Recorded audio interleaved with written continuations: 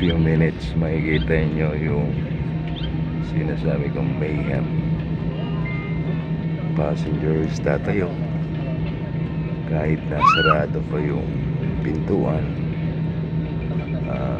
Parang naging tradisyon na ng mga passengers. Hindi ko alam kung dito na sa Philippines or all over the world that passengers will start to stand up kahit na in a short while your cabin crew will stand up to do a safety related procedure. na When sarado this pa yung happens, pinto. we request everyone to kindly wait for So, the eto na, passengers Diyos. outside to be switched off before Eto we na stand. ang Mangyari po lamang Zamboanga update mo muna ang ilaw ng International fasten Airport. seatbelt sign bago tumayo para kunin ang inyong mga kagamitan. Diretso ka na vertical and reverse kaya hindi mo slide.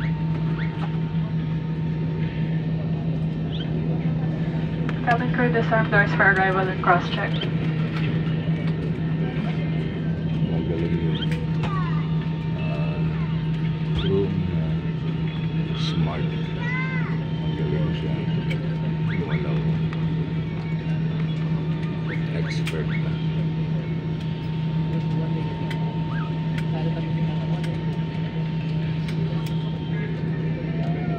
Ito, kakagulo na to.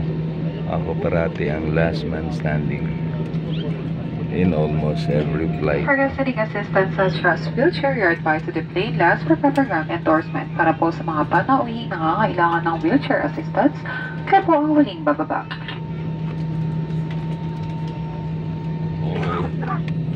Okay.